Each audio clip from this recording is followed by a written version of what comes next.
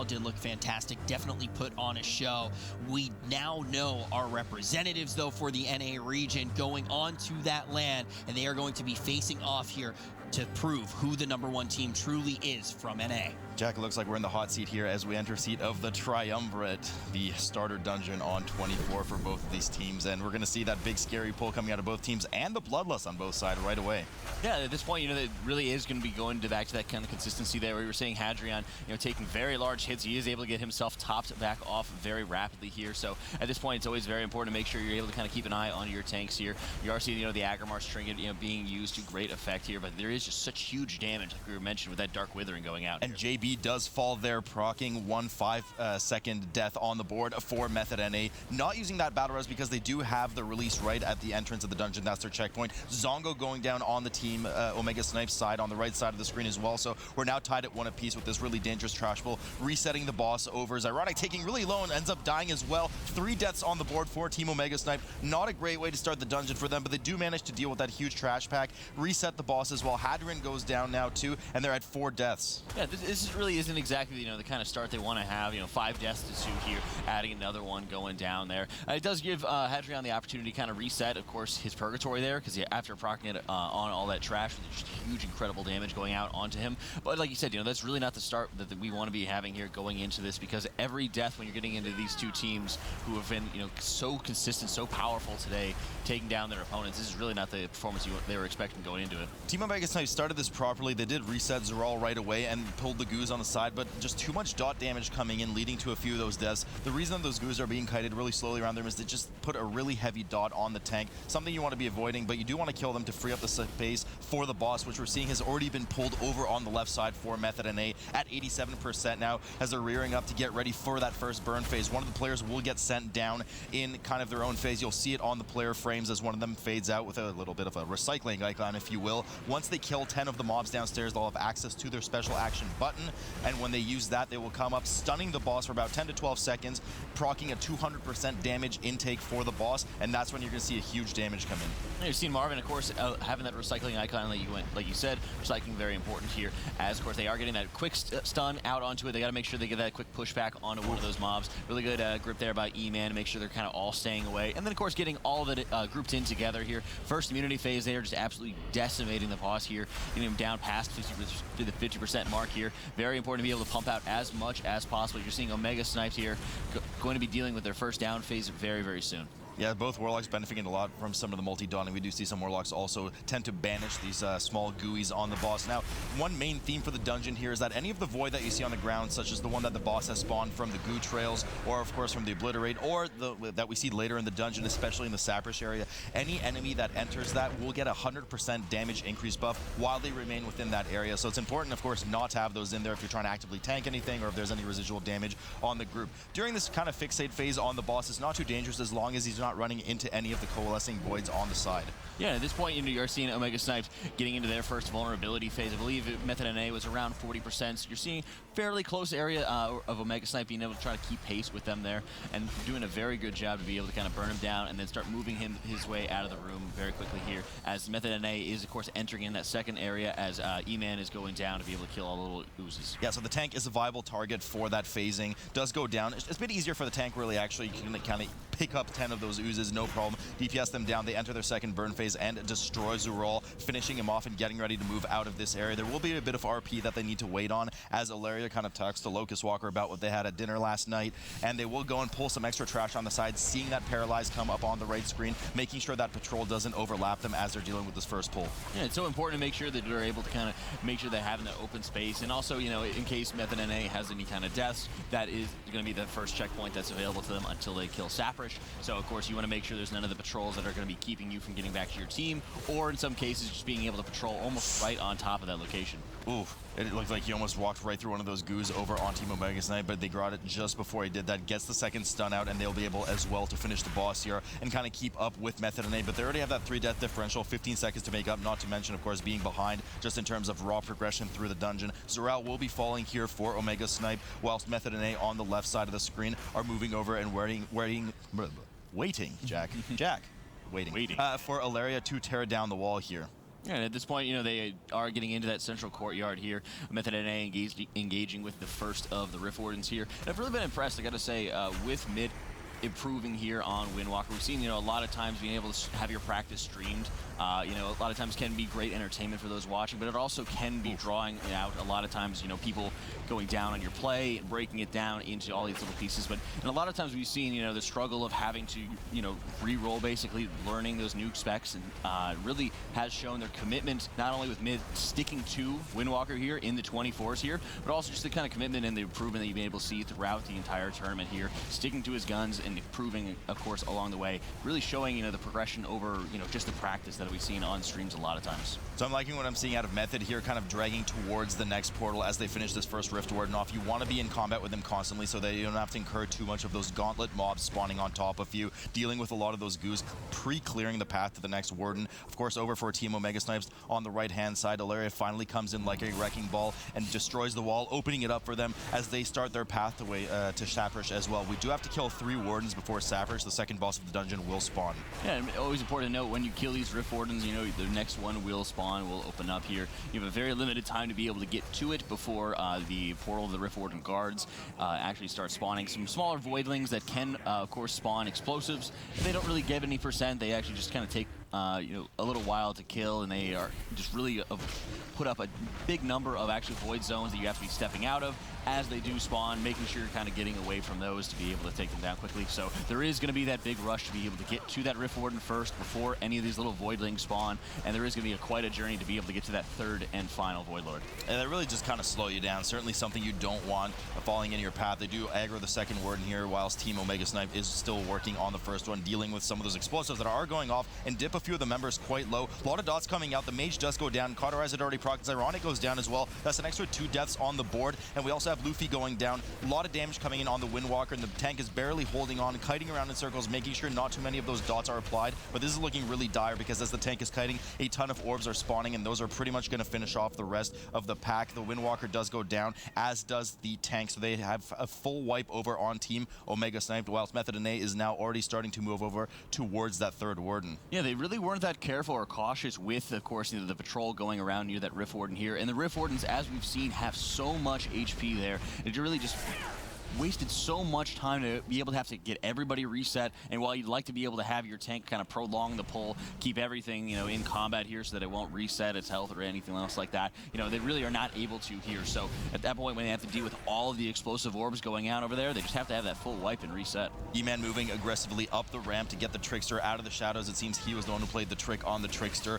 Did not expect that, grabs it over, pulls it. Now, the Tricksters do have kind of a predetermined pathing through the dungeon. There's about 5 or 6 of them that spawn. They know that that one's there and could intercept their path. They wanted to get it out of that stealth early, bring it over and effectively and efficiently cleave it with that Rift Warden, the third Rift Warden that they need to kill before they move on to Saprish. But they'll have a bunch of trash to deal with before that. A lot of damage coming in on the tank. We have that Purgatory proc on Method and A side as well. Safely heals back to full. A few clips on the team as well, but nothing, no deaths to speak of. Team Omega Sniped has now moved back to that first Warden and is trying to down it. Yeah, really at that point they're pulling back a lot further. They're staying away from those patrols, and you know, while they do want to be able to start clearing out, like you said, some of the pathway going towards that second Rift Warden, they just have to be so careful here. One of the things, and this is kind of similar in that vein to Port of Stars, where there's so many different patrols going on. There's so much extra trash that you need to be able to avoid here as you're going throughout this instance, that a lot of it is going to be on your positioning as you're getting set up here and really watching and planning out your pulls as best you can. Lots of things you want to avoid in this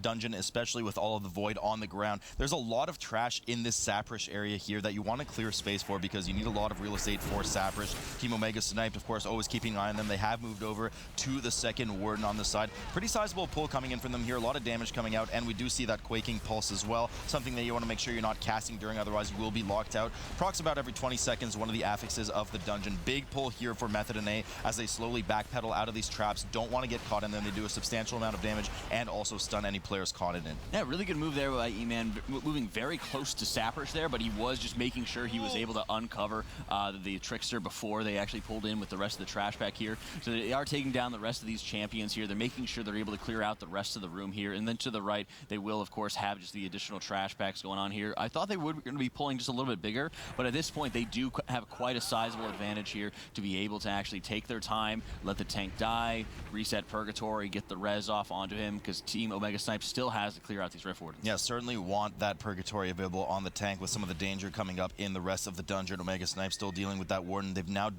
killed the second one and will be moving over along the side here towards the third one. Of course, the distance between the second and third being about double as the distance between the first and the second Warden. So they might have some of those small adds drop on them, but all eyes on Method and A right now as they do pull Saprish. Now, Saprish is a split damage fight. Everyone shares a health pool here. He has two of his pets, Darkfang, the cat, and also that thing, that Skyfin. Yep. It's really creepy, but the Skyfin as well. Both of them will jump to the most distant target away from them. The Skyfin will, of course, cast the fear, as we see here, the Dread Screech. You want to interrupt that, otherwise everyone gets AoE feared for 5 seconds. And the cat will do this frontal cleave. You definitely want to make sure you avoid that, but it's also important for the group to stay together to maximize the cleave from the melee on the targets, especially with 2 Windwalkers, Jack. Especially with the 2 Windwalkers, and of course when you're relying on your Moonfire cleave from the Resto Druid, when you're running a Lady and the Child, and of course Fury of Nature to be able to kind of pump out that additional DPS there. It goes a very long way when you're able to have that multi-dotting potential coming out there. And like you said, when you're having the double melee composition, keeping everything tightly packed in together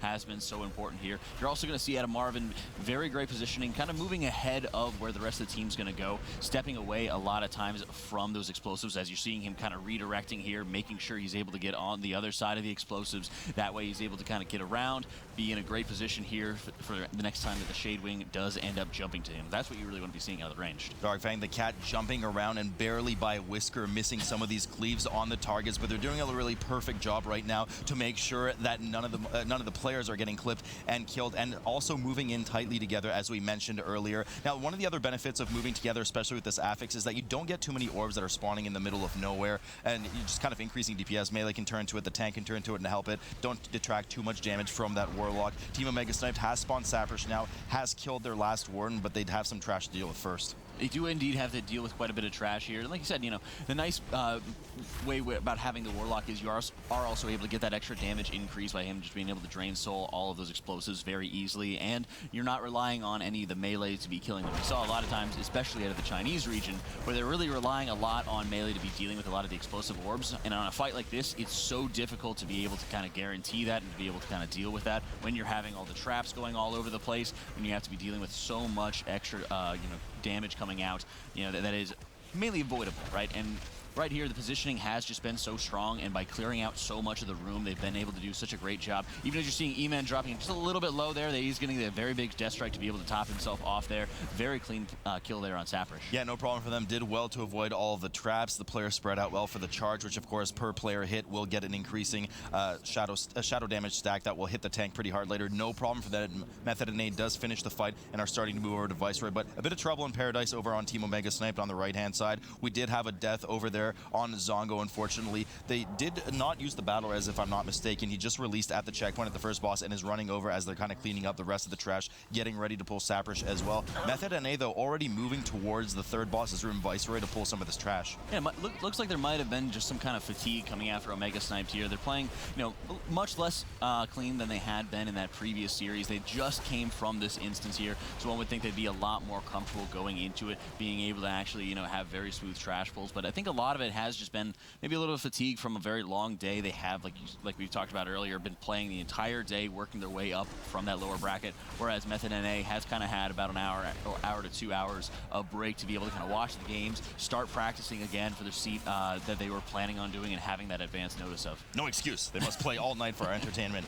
Team Omega Snipe does use their Bloodlust here on the pull for Saprish. Doing well to kind of connect together. They do have the double ranged here, so 2 people that an extra person that needs to pay attention on moving in within proximity, especially that Fire Mage wanting to spread a lot of that Ignite to the nearby mobs. So we'll keep an eye on that positioning there, but Method and A dealing with a lot of this very dangerous trash, especially in this fortified setting before Viceroy. The most dangerous of it being, of course, that patrol that we see ominously lurking in the background, patrolling in a clockwise fashion around this area with the evil Shadow Weaver of Mordor. Even before the Shadow Weaver, they also had to take care of that Trickster, almost taking down Marvin, so really good on E-Man to be able to get that quick grip onto him. It's always so scary when you're able to have these, the stealth mobs running all over the place, and really lucky that Marvin was able to quickly survive that, getting, of course, you know, not having any like quaking into the Trickster jumping on top of him here. So they are going to kind of sidestep, you know, getting themselves in a good position to be able to deal with this Shadow Weaver here, and they're not going to be line of sighting when they're in just this open field. So it's always important to make sure they're getting that Dark Splice interrupted very quickly here. And of course, they will have to deal with the Dark Matter instantly getting marked here. They need to focus it down, and it really is the ultimate explosive orb. I mean,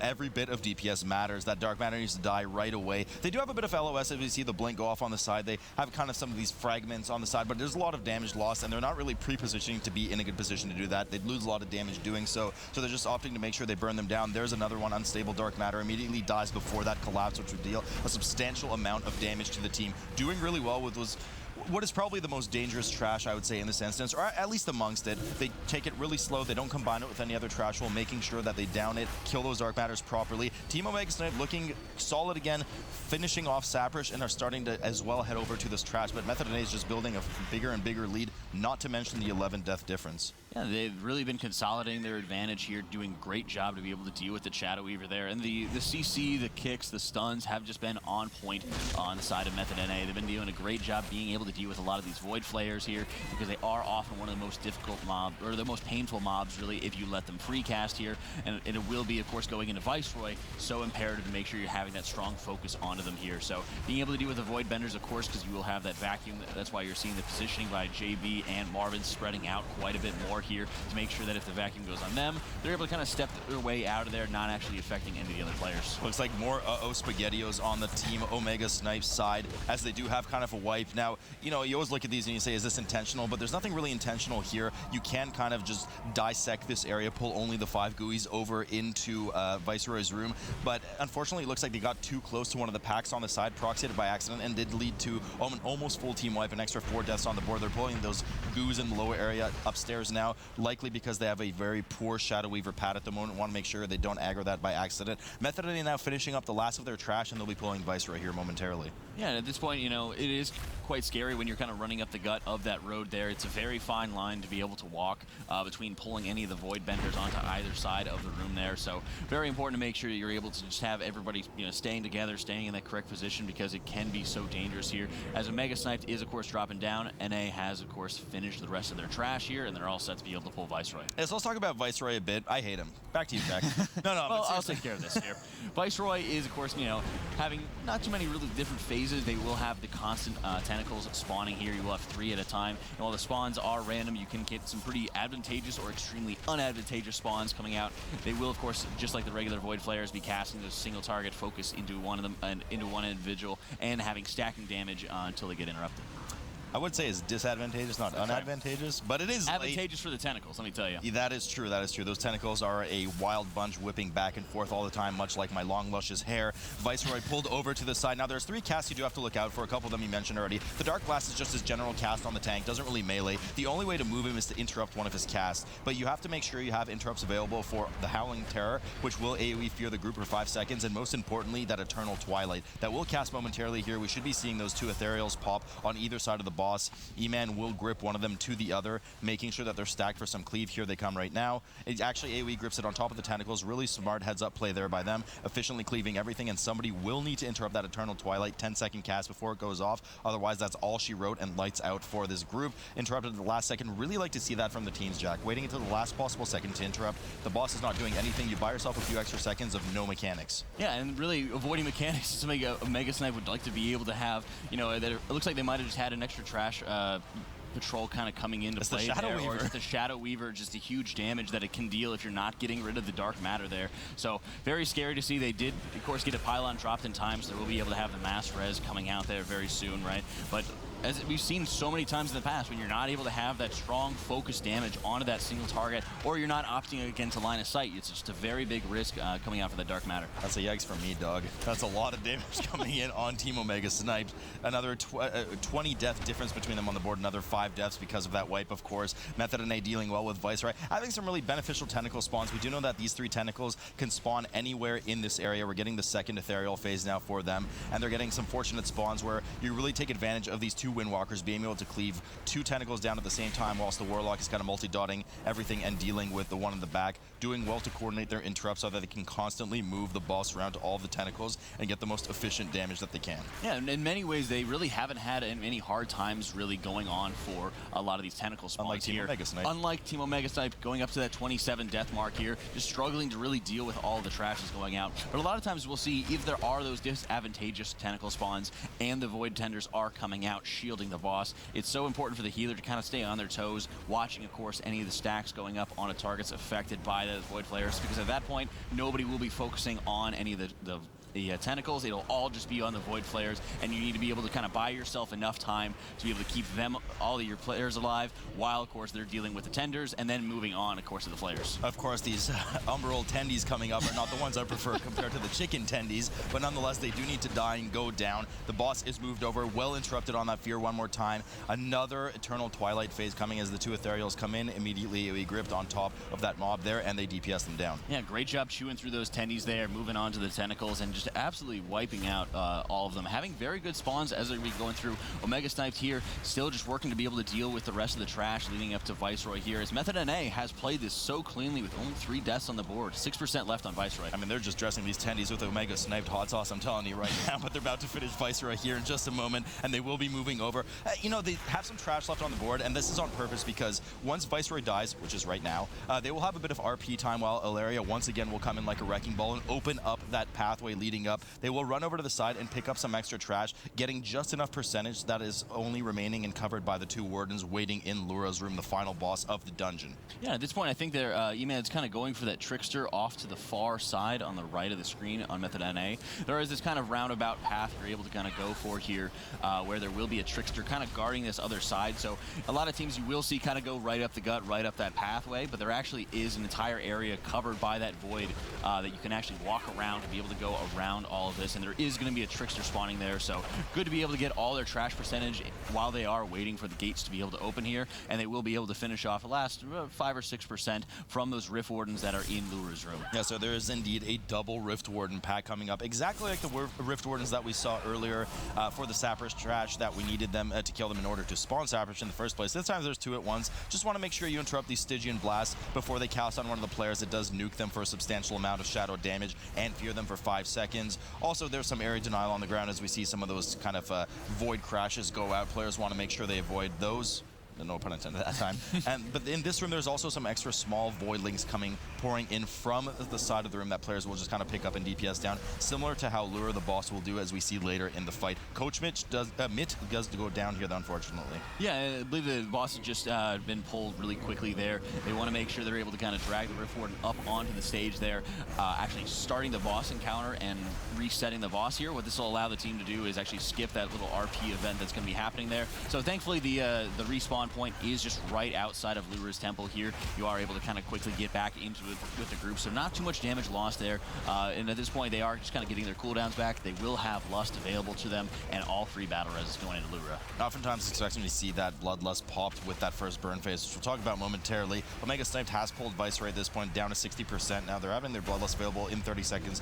Not sure if it's the best for them to use it on Viceroy or leave it for Lura. Either way, it does become available very soon for them. Method and A will be rearing up here in just a moment to pull Lura, excuse me. Now, this boss has a few phases. As soon as you pull her, you have about 1 or 2 seconds to get just at least 1 GCD in before she goes immune, spawning a Greater Rift Warden on the left side of the screen here. That Greater Rift Warden has similar abilities to the first ones we saw, but also has the dreaded Armageddon, a shadow version of the Armageddon. Somebody does need to soak the big purple swirly, else the entire group will get nuked for a substantial amount of damage.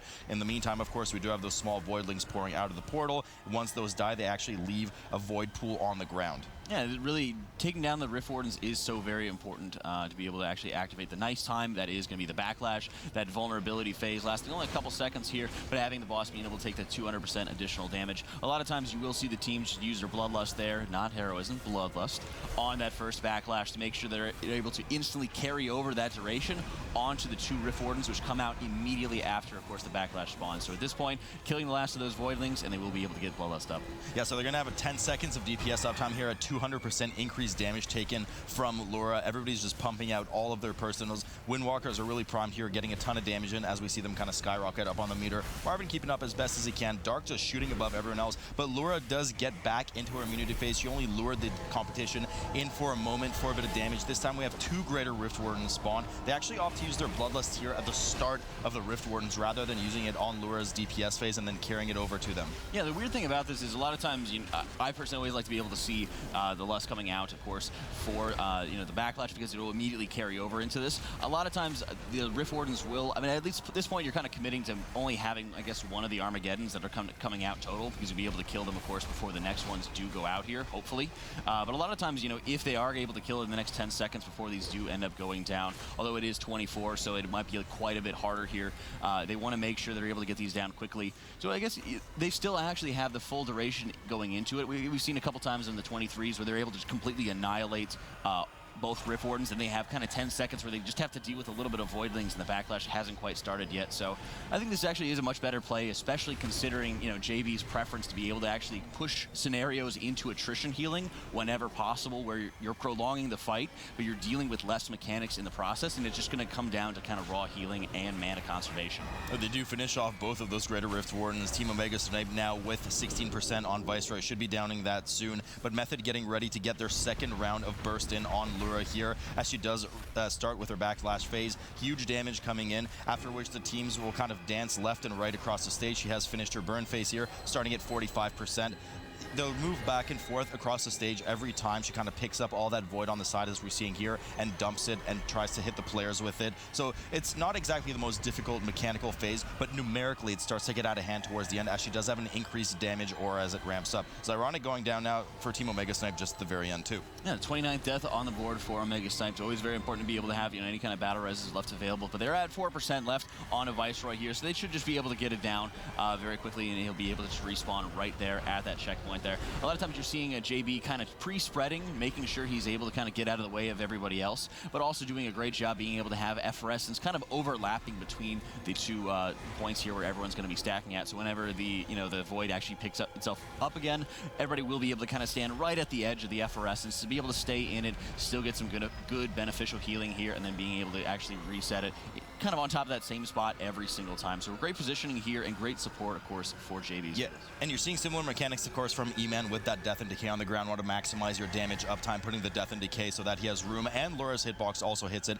as they bounce back and forth. And, only about 10-15 yards on the map right now, spreading out for this quaking, making sure that they don't interrupt each other. Lura, there's a lot of health on this boss in a 24, well over 1 billion. And even though they started at 45%, which we've seen lower from some of the other teams in this regional grand final, I mean, they're doing a really good job to chew through the rest of her health pool. Team Omega Snipe just now getting into the trash room for Lura. I mean, it's just way too little, way too late right now, Jack. Yeah, especially when you're able to see just the huge damage that Dark is able to put out here. You often see just how powerful Windwalkers are, and like what we're saying, while having 2 Windwalkers can be great, I mean, it seems to be only 1 Dark here, as Method is at 2% left onto Lura and looks very strong going into game 1.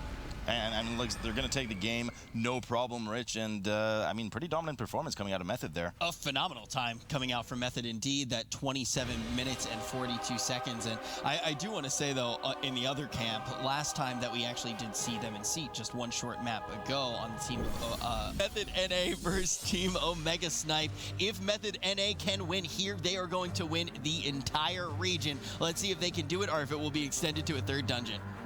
Well, Jack.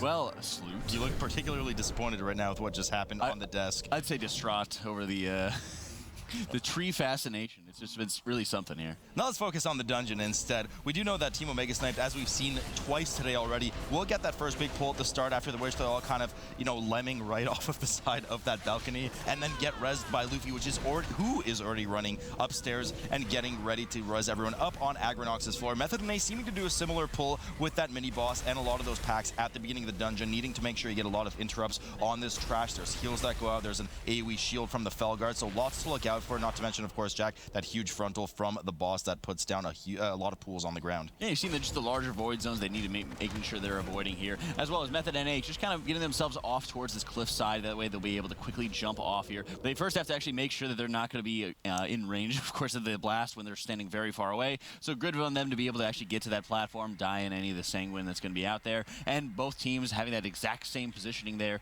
to be able to start getting the mass res cast off. You know, you're seeing Luffy on the side of Omega Sniped, ready and waiting in position there. He's not able to actually cast his mass res until combat does finish up here for both teams. So, or sorry, for their team. At this point, you're just waiting on that res, waiting on everybody kind of get into position here for Duelzac to be able to kill him. Because a lot of times, while you will want to actually kill him, a lot of times when you're doing, you know, live servers, when you're this practiced and this well practiced to be able to get all of those imps down right after Thrash Fight, it's so much easier just to be able to have everybody die and get that quick mass res off. So, you know, a bit of mistiming here from Team Omega Snipe. And the last time we saw them play this, Luffy actually got there a bit too late. The DPS were too fast. They had to wait a few seconds. This time, Luffy is caught up waiting quite a while they finish off the rest of that trash. Finally, they do manage to res up, do their typical big pull, minus the kind of flowers in the far right-hand corner that we see. Similar to what Method and Aegis did, but they're just that one step ahead. Once again, being careful to kite out of that Sanguini Panini. I was going to say Panini first that time. And they will be pulling Agronox here in just a moment. A lot of damage coming out of this boss in the form of just a dot that ramps up over the course of the fight. But we do have 2 waves of flower that spawn during the boss as well, making sure that none of them reach the players. Otherwise, they'll explode for quite a bit of damage. Yeah, it's always very important to be able to kind of keep an eye on the tank as these fights kind of go on. The ramping damage, of course, when you're having to deal with the Succulent Lasher, which has just so much tank damage that will be going out there. So important to make sure you're having the tank being able to quickly establish threat on it and rotate through any kind of stuns, pushbacks to be able to get the, of course, the cast off, or sorry, to interrupt the cast and prevent it from going off. You are seeing Luffy here on the side of Omega Snipe going down. They are just kind of clearing up the rest of the trash here, getting the quick res off onto him before they can actually pull the boss in Lust. Yeah, so, you know, a bit of damage. They want to make sure they save that battle res over on Method and A. I mean, you know, Rich does make a good point. There is a kind of a radiant green coming out of this tree, a lot of chlorophyll, as he said on the tree. We're really going to have to examine it under a Petri dish when we get a chance to. But back to the fight. Method and A now dealing with the first wave. Now, the thing we kind of haven't mentioned too much here is that Succulent Lasher. We talked about it a bit, but it's just so dangerous for the tank. The raw melees from that mob, as we see one spawn right now, is more than Agronox actually does on the tank. So you want to make sure you're locking that down right away, not only to save a lot of that real estate on the ground, but also just to get as much damage saved for the tank. Yeah, at this point, you know, it will require just a little bit of kiting here and there in case any of the casts do get off, spawning those extra green void zones that you have to be dealing with here. And at this point, you are looking for just a lot of the tank smashes, you know, cycling through, of course, the CDs here. Everyone doing a great job standing close in the effervescence, not only to be able to filter all those flowers in, which they did an excellent job of, but also to make sure they're able to get as much healing off as possible just onto the entire group. The less time that that JB actually has to spend healing everybody, so much easier for him to be dishing out additional damage here. While you're on that 24 setting, a lot of times you are kind of, you know, being able to have that kind of counterbalance between being very aggressive with your damage and making sure everyone's staying topped off here. That's why you're seeing a lot of times people kind of dipping a little bit lower here, but when the damage is so predictable, it really makes sense to be able to do as little healing as possible, as necessary to make sure you're staying alive. The smooth bark of Agronox has fallen, as he does use a lot of tea tree oil. They move upstairs over to the rest of the imps here. Now, we know the kind of pull that we see out of this kind of imp area before Thrash Bite coming out of Team Omega Snipe. We've seen it twice today. They pull basically the entire room, plus the room before this, except for Gazerax. AoE everything quite well down after they line of sighted in the entrance. We'll see just what kind of pull Method NA is doing. It looks like they're rearing up for a similar pull as JB runs in there, gets a few Moonfires out, and then runs back immediately to make sure that he can help LOS and deal with some of these mobs, getting that Typhoon ready just in case some of those Sanguine drop just a bit too soon. Now, they didn't pull everything. I believe some of the mobs on the side are still there as well, as we do see them run into the room, and indeed they are patrolling. Yeah, you have to actually deal with all these scavenger patrols, and it's kind of awkward when they're having to run over the Sanguine all over again. You do have to start dealing with a lot of the books that are going out right over there. So it's very important to make sure you're kind of watching out for those, because they will have that expanding circle of the silence going out. You're also seeing another death going out on the side of Team Omega Sniped here, losing their Windwalker here. They're at 1% here. They're able to get the first checkpoint here, so they are able to kind of get that res. But as we've seen so many times in the past, when bosses are having such high amounts of HP, you know, slowing you down just a little bit more and just allowing the Method snowball to really gain up speed.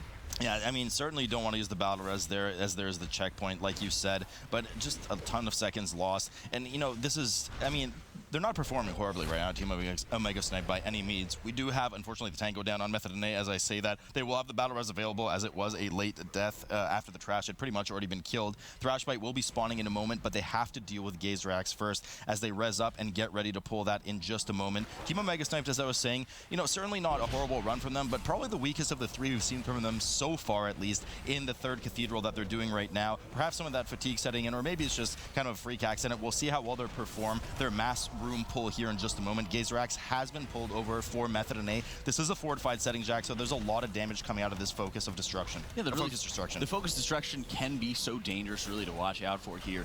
And of course, you know, like you've seen in the past, you know, you have to get everybody tightly stacked up and in together here. And as many defenses that you're able to really cycle through, they all have to be taken care of and focused on at this point here. 24 can just be so lethal here. You're probably seeing like the Flourish Ganir kind of going out for JB at that first one, and probably you start seeing Trank if we do end up getting one more here. Probably only lasting not too long here, so probably won't even really need to use it if you don't want to, but you're really not going to need it that much for Thrashbite, so as you're seeing JB taking advantage of it, you might as well be able to get it out, because Thrashbite, as we've seen in the past, hasn't been too difficult to deal with for many teams. Not very difficult at all, and you know, it's just he has a lower health pool than a lot of the other bosses, so it should be a fairly quick fight. The main mechanic really here being, outside of course avoiding, you know, the circle and the whirlwind weapon, as we'll see on the outside of the area, is how you deal with the kind of book and stack mechanics here. He will target a player that he will charge. You cannot intercept this charge, unlike his brother Smash Spite in BRH. The person needs to run behind or within one of those hit boxes of the bookcase, as we're seeing the scored full gaze go out. They do decide to hide behind. He will hit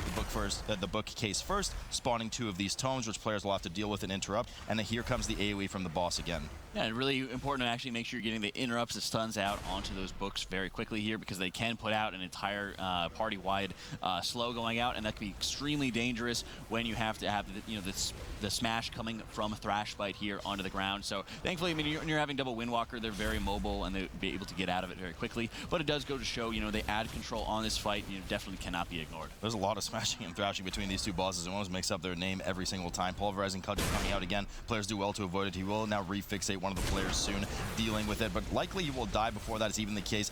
Team Omega Snipe does perform that big pull for the 3rd time in a row very well, and they've actually made up a bit of that ground and are catching slowly up to Method. So we'll see if they can kind of stellar perform the rest of the dungeon. They did have a bit of a hiccup last time, skipping the spider pack, the enforcers at the start, and then somebody accidentally did pull them, having to deal with that. Method and A now pulling all these imps together. We see the AoE grip come out of them right away. Leg sweeps go down, and a ton of damage coming in from them as they want to kill all of these scavengers and imps before they get away through the portal halfway up the stairs. Yeah, you're seeing a really good job there to have the Ursul's Vortex following, of course, that leg sweep, then followed up by the Typhoon once the Vortex actually drags them back here. So we've seen some teams taking advantage of course, the Ring of Peace to be able to just continuously knock those ads back, but the execution has been so strong by the entire team for Method NA that they didn't even need it. They're just able to wrap up everything in Vortex and stun and be able to deal with it so quickly and not even have to really worry about any of the damage coming out or any of the extra healing coming out from the Sanguine Puddles. So really big pull coming in here from Method right now. They pull both of the small spiders on the side,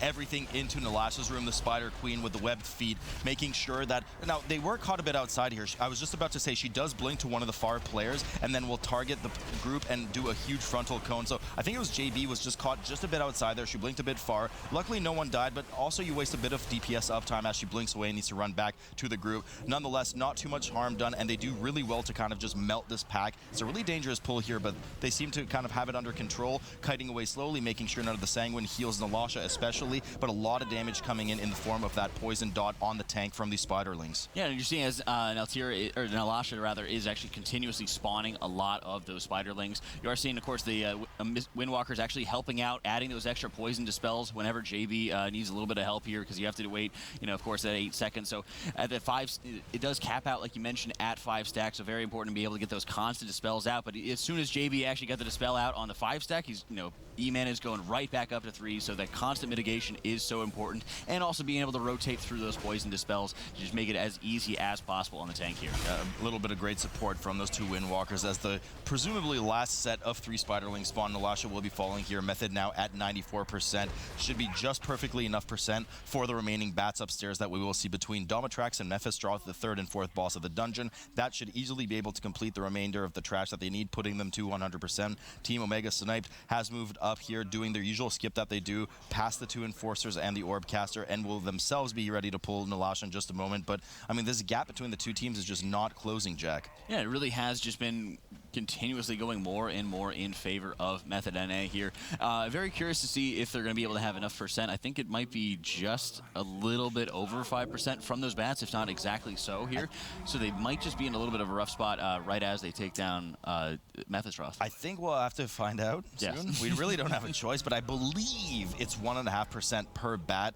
You know, I'm not really sure. I mean, if not, it would be an absolute catastrophe for the rest of the group. So hopefully not, because they would have to U-turn right after the kill Mephistroth and go down to the dungeon, which might be just enough time for Team Omega Snipe to kind of catch up. But they seem really refined in this dungeon, so I doubt they kind of make a silly mistake like that on the trash. Nonetheless, Domitrax has been pulled, reaches that 90% threshold for the first 2 set of portals spawning those imps, which do a fair bit of damage with their cast and melee. Want to make sure you're interrupting or CCing them. Tank is picking them up, and soon enough we're going to hide here in the Aegis for that huge AoE hit. And as Omega Sniped is, of course, clearing out the rest of the trash leading up to Domitrax's room. You are having Luffy going down once again here, so very important to make sure you're getting him up as quickly as possible, expending that battle res, making sure you're having those constant dispels onto the tank there. So important, so vital here. As they're going into the Domitrax, like I said, they just got into that first Aegis, which will, of course, reduce the damage you take, reduce the damage you deal, and the healing that you deal to the rest of your party members. So very important, especially as a healer, whenever you're dealing with the Aegis. You're jumping in very quickly, you're taking that larger hit, and then you're stepping out, of course, right afterwards to be able to get your Wild Growth cast off, you know, maybe even you're applying Beacon of Virtue when you're in the field if you're playing Paladin, and then stepping out for your Holy Shock or Light of Dawn cast, whichever it may be, to be able to get the rest of the party topped off. Now, we're, of course, hitting now that the 50% phase on Domitrax, where you'll summon the remaining 2 portals with the Shivara that pour out the Mistresses, and, of course, the 2 Fell Portal Guardians. Those need to be killed in time before they finish their channeled cast, otherwise they will summon a huge kind of Fell Demon that does a ton of damage to the group. These Mistresses are particularly dangerous as they will do an AoE Shadow Whirl, punting players away from them. So you don't want them kind of getting into that shield area as chaotic energy is being cast from Domitrax, which is right now. You see the stun going up on the Mistress as everybody runs in, typhoons them out, making sure they're as safe as possible. Everyone hides in the shield, goes back out. Textbook example, textbook performance. They grab the 2 Mistresses again. One of them is banished, likely for Cephas proc from the Warlock, and also just kind of help with some support. Domitrax now dipping into a soft enrage phase, and that's all she wrote soon for Domitrax. Team Omega Snipe not too far behind. Domitrax already at 61% for them. Yeah, and at this point, you know, we've seen some teams opt to actually use Bloodlust, for example, on the 2nd Portal Guardians that do spawn. At this point, Method NA just kind of holding on to it here. And I was kind of surprised because we did see, you know, by not lusting on the last boss of Lura until the 2 ads came out, until the 2 Rift Wardens came out, it did put a lot more pressure onto the healer to be able to keep everybody topped off through that phase. If you were going to end up lusting onto Domitrax, that would again have that similar scenario where you are, of course, putting more pressure onto the healer by prolonging the Mephistroth boss fight here. Something that I probably would think JV would be more interested in doing just to make sure they're having that safety. When you're running with a double Windwalker, they're just so easily able to just neutralize these Fell Portal Guardians. I guess it definitely makes sense to make sure you're holding on to Lust as you're going into Mephistroth here, as you're seeing Omega Sniped not holding on to it and just burning it right now to be able to deal with the Portal Guardians. Yeah, they're just trying to catch up as much as they can. Method NA dealing with those 4 Dreadwing, the 4 bats that we mentioned earlier falling down. We'll see here once and for all whether it is enough percent. It looks like it is 1.5 per, as Method reaches actually 99%. So this is going to be a bit of trouble for them. They're 1% or some like below 1%, maybe even 0.5% short for the remainder of trash that they need for the dungeon. There is no other trash that is going to spawn in this room. Mephistroth has spawned though. He will be in this first phase for 40 seconds. Perfect amount of time for Bloodlust as we see Method NA use that Bloodlust. Players will want to spread out here. Ranged player, actually all players will want to spread out here, making sure they don't splash any of this shadow damage. You see that the two ranged are on opposite sides of the platform, making sure that they spawn those fell fissures on the edge, those big green circles, and immediately get out of them towards the middle of the room as to mitigate the damage. Because if you're caught in that circle, it's pretty pretty much a one-shot, Jack. Really is, and again, by having double range here in Marvin and JB, the Spires are always going to go out onto those two players here. Makes it a lot easier when you're having those double windwalkers that are able to constantly just be sitting on the boss, not ever having to actually worry about going out and standing out at range to be able to bait them out here. If you're running with a Paladin, for example, because they are counted as a melee, it then would make it so that, if JB, by some miracle, was playing Paladin, then it could have been Dark, Mid, or JB in that situation to get the Spire. But at this point, as Resto Druid, it's only Marvin and JB at this point. And as we've seen them do 3 times already, Team Omega Sniped has finished those 4 bats, getting that perfect 100%. There's a 15-second difference in deaths for the 2 teams in favor, of course, of Method and A, who has also had the benefit of Bloodlust here in phase 1 of this Mephistroth encounter. Now, on this phase, the tank needs to make sure that they use the Aegis to protect Illidan. One of them actually did leak as he horribly cries out, and I'm just disgusted at the moment, but cries out in pain as one of those orbs does contact with his chin, making sure that the phase is now extended for an extra 4 to 5 seconds. This is ramping up the damage on the group. JB does go down there. They manage to get him up with that battle res. Another orb hits them in the face. This is looking pretty dire for the team. Fortunately, they finally get out of the phase. Purgatory has proc on E-Man, manages to get back up to health, and they re-enter phase 1. So a bit of sloppiness there in that phase, but they do manage to restabilize and get back to the first phase. Mephistroth soon about to enter his transition phase for Team Omega Snipe on the right side. Yeah, it was kind of awkward position there, as you're seeing E-Man was actually having his shield up, but with the way that the shields actually end up impacting into Illidan there, you have to make sure you're standing a little further out from his position to be able to soak it up, and JB doing whatever he can to try to soak one of those orbs that was actually heading for Illidan, to be able to kind of body block that while they do deal insane amounts of damage. You try to body block it, make things a little bit easier for E-Man to make sure they're getting out of that phase there, but it can be so painful to deal with, of course, as you were seeing JB going down. But like I said, they have plenty of battle reses at 15% left and quickly dropping here.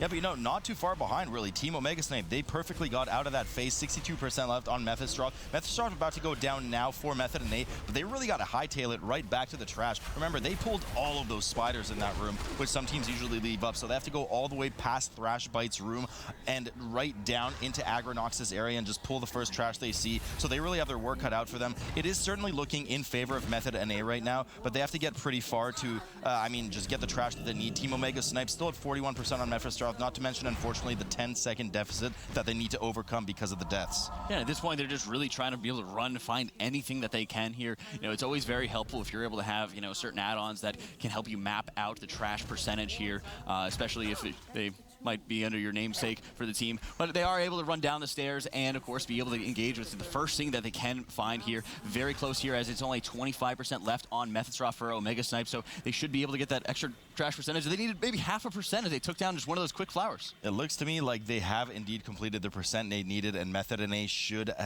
will be taking the series 2-0. But, man, I really don't understand what it is. This is a forced dungeon in some parts of the brackets that we see here at the regionals. There's just been so many teams that have miscalculated the percentage on the trash going up. Rolled 2 from every single region. Skyline D, very scary coming out of China. I know it's been a little while since we got to look at them and Sunsky. And then in Europe, we're also going to have Shells Angels and PogChamp. I think these are a lot of people at home's probably favorites. I feel like a lot of them are definitely cheering for Europe, but you can't count out APAC. You got Free Marcy, the reigning world champions, of course, that didn't go down on land. And you're also going to have the Goldstriders. And now we see those last 2 teams that faced off, Method NA and Team Omega Snipe, going to round things out for that Americas region, and they will be playing in land. I'm so excited.